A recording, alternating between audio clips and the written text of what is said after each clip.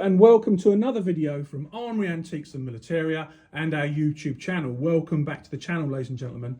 So, you watching this video, subscribe to our videos. We produce over 30 videos a month, more than any other professional antiques, arms and armour dealer in the country and indeed the world. So subscribe, get our algorithm out there to the masses so people can learn, contribute with comments down below and enjoy our YouTube channel. Okay, well, welcome back to the channel. So what do we have for you today? Well, we've got another Japanese Wakizashi. Now, the binding's in a bit of a state, as you can see, but what we've got is something that's nice and complete. We've got a nice kashira here made of a bone or out of horn, blackened horn. We've got a lovely kashira down here. Nice suba, which we'll go into in a minute, but the binding needs a bit of work, but at least it's all there. We've also got the scabbard, missing its kurakata, but it's all there, okay? And we've got a slot here for a wazuka or kozuka, which you see sitting here, which we'll go into in just a second. So on the face of it, when this particular, if you like, wakizashi or o-tanto came in, and we talk about sizes. Size is important when we talk about Japanese swords. There'll be arguments all day long about whether it's a wakizashi or whether it's an o-tanto. O-tanto means simply big tanto. O in Japanese means large. So big tanto or a wakizashi. Overall, it measures totally 19 inches. We go through the cutting edge in a minute, the nagasa, but once we strip this down. But as I said to you, it's got really nice fittings on it, all complete, and it's a really great candidate for conservation. Now, even underneath the handle here, you can see really nice nodules in the same, which is sharkskin racy in the same genus, and it's got a lot of potential, I think. But when I first saw this come in, I thought, the blade's not going to be very, very good. It's going to be probably a 19th century blade in there. You know, it's not that robust, it's not that big, won't be signed, it'll be mume. Mume simply means it's not signed, and I kind of thought that. But you can never dismiss anything until you take it to pieces and look at it, and that's the fun with Japanese swords. Never ever judge it until you have a look at the blade and perhaps the nakago, the tang under here, and to see what markings you might have.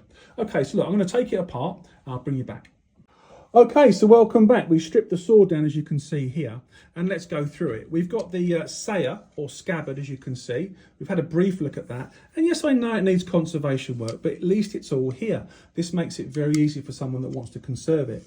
Now, someone has made a kozuka out of wood, which is very, very clever. You try and make one, it's not that simple to fit.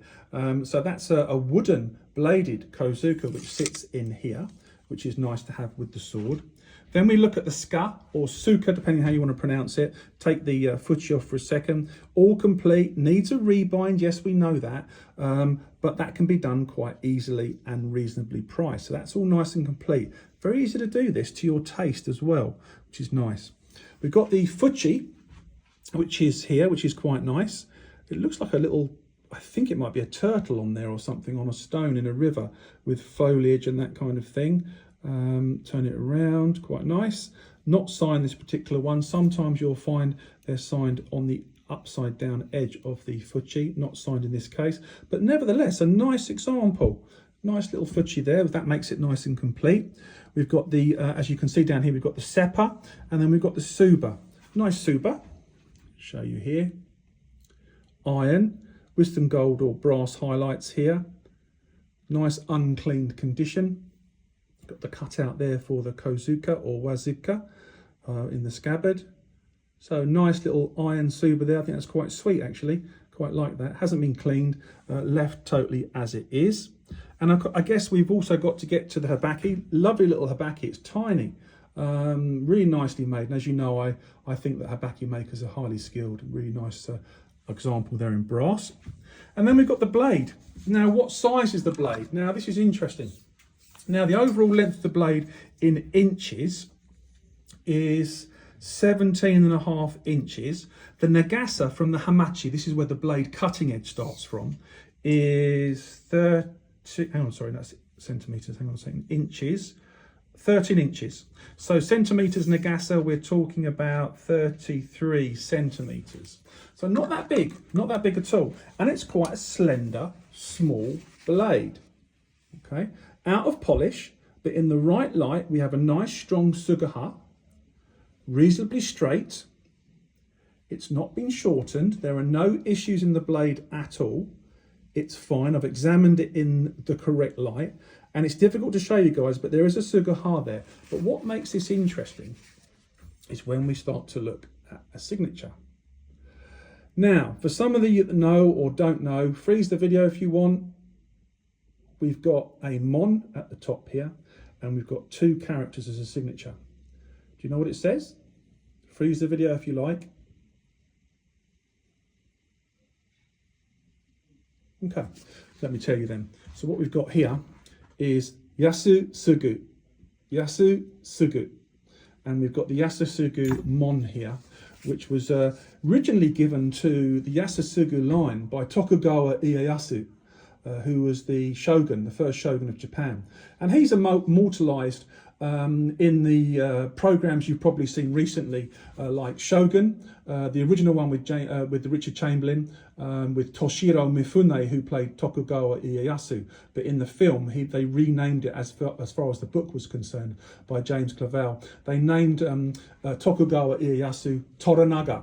And they did that in this recent one with Tom Hardy. Was it not Tom Hardy? Who was it? Anyway, they had it. There was Sanada who played Tokugawa Ieyasu, but again they used the name Toranaga, and they changed the names around. But the real name of the original first shogun was Tokugawa Ieyasu, and this was a mon that was bestowed upon the swordsmith line of Yasutsugu. Now, Yasutsugu blades, you know, you can get all different generations. I think it's 9 generations or more from memory. I haven't checked the books yet. I'm just doing it from memory. They're about 9 generations. This is a late one, a very late one, probably 9th generation, literally last of the Yasutsugus. But they were allowed to use this mon on the nakago, the tang of the blades, which is an interesting aspect to this little wakizashi or o tanto. Now, when we look at the mune on the actual nakago, it's rounded, but of course when you move into the blade, we've got a double-stepped mune on this. And then when we turn it over, it becomes even more interesting because we have a dedication on the other side. So we've got quite a lot of text here. I don't know if you can see that, guys. I'll try and get it into shot. There we are. Okay, I'll try and show you this way as well. So the sword becomes a lot more interesting. We've got a dedication on this side, as I've said to you, and I'm going to translate that, and I'll add it later on, which will be an interesting aspect to this little wakizashi or oblique o tanto. Want to hear my suspicions? Well, I don't think it's either. I got a feeling about this little quite straight, quite miniature katana-like blade. I think this was made for a boy, a little boy, because it's got all the features of a long sword, but in miniature. It's exceptional quality. The blade does need a polish, we know that. But the inscription and the Yasutsugu mon and signature leads me to believe this may well be a presentation piece for a young man. Now, I've got to do the translation on the other side of the nakago here, which I will do, and I'll get back to you and I'll tell you about that a little bit more, because the script is difficult to read, I've got to tell you, because it's tiny, but I'll go through it and we'll bring that back to you in another video. But a nice little object. What do I suspect? And look, you can put some comments down below, I don't mind, you know, as long as we have a reasonable discussion about this stuff.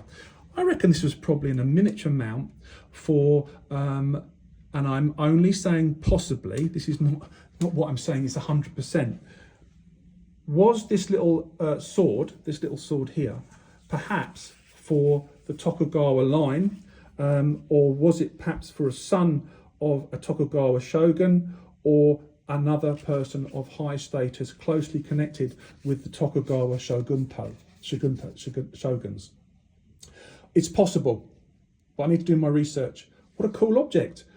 From being something that I didn't think would be anything, has turned into a sword, or a small sword, o tanto, wakizashi, whatever, that is a great deal of interest because of the inscription. So we're going to look into that, and it should really increase the interest on this little item. Now, as I say, this one's a prime candidate for conservation, and it won't take much. We've got Sugaha. It's got a great inscription on both sides, well signed, and the mon on the Nakago as well is a really nice feature. But tiny, absolutely tiny. It intrigues me. All right, look.